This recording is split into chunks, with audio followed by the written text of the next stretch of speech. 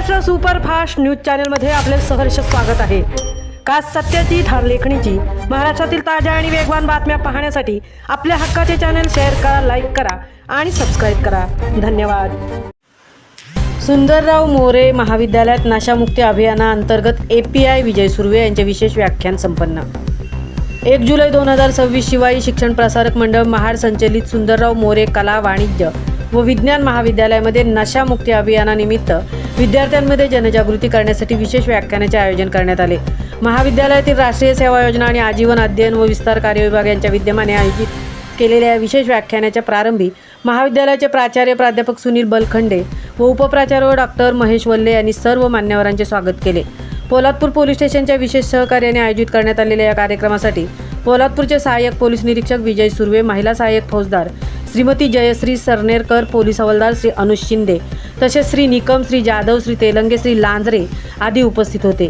यावेळी प्रमुख मार्गदर्शक म्हणून मनोगत व्यक्त करताना सहाय्यक पोलीस निरीक्षक विजय सुर्वे यांनी विद्यार्थ्यांना NDPCS या कायद्याबद्दल विस्तृत माहिती दिली।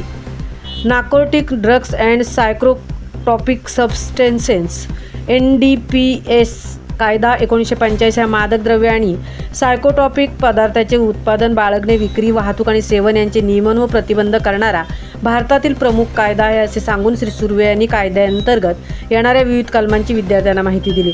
सदर कायद्याअंतर्गत अफीम, गांजा, कोकेन, MDL, SD इत्यादी विविध पदार्थ स्वतःजवळ बाळगणे, अंमली पदार्थाचे सेवन करणे, त्याचे उत्पादन करणे, साठवणूक करणे, विक्री करणे, अंमली पदार्थांचे उत्पादन, वाहतूक आणि विक्रीसाठी सहकार्य करणे इत्यादी गुन्ह्यांबाबत या कायद्यात शिक्षेची तरतूद करण्यात आली आहे।